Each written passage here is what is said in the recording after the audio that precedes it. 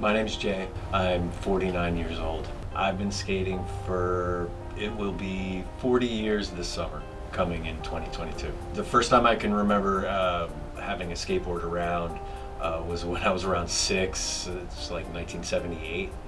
I was being babysat by my neighbor, and she was babysitting a bunch of other kids in the neighborhood at the time, and there were a couple of skateboards around that were just like bikes, like toys. And I actually really didn't get the bug of skateboarding until about 1982.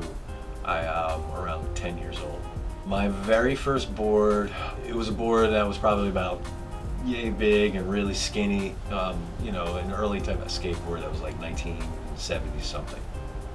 The first actual trick I landed was a board slide that, I don't remember the year, but I had seen in videos and in the magazines people doing board slides on ramps, and I tried to do that on a curb, and I ended up, would end up going up to a curb, putting the board on there and stopping. But after, I think, I don't know, a couple weeks of trying, I ended up doing it. And I remember that was the first actual trick I learned. I skate as much as I can. There's actually a skate park that's near work that I can go to after work.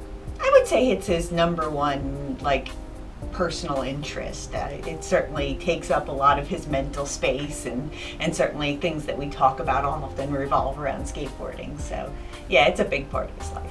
And I've known him since he's a teenager, and it's always been a big part of his life.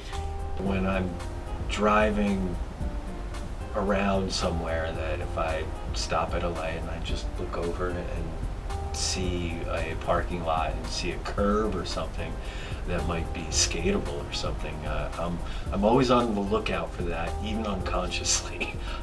Is there something to skate over there, over there, over there, like that? I'll go back a couple blocks that way and skate down the hills and cruise those. I'll go to a parking lot for a curb. I'll go to the skate parks. Because there were barely any skate parks when I was a kid, now it's almost kind of like I'd be a little bit foolish not to go. I think it was like 2002. I actually, for some wild reason, wanted to build myself just a flat longboard with no concave, and ended up going to Home Depot and finding a really thick piece of plywood that would, support my weight and whatnot. And once I got finished with the board and was able to ride it and whatever, it was pretty gratifying. And after that, I made like 10 more, just because it was really fun to do. It's kind of a meditative type of process. If I see a bunch of boards that are unshaped in front of me, I'm gonna start messing with them and shaping with them, because it's really fun, to make your own board and be able to skate on it, ride it, grind, do whatever tricks you do. That's a really gratifying thing. No, I can't stop. There's no goal. There's no end game. There's just skate as long as you can.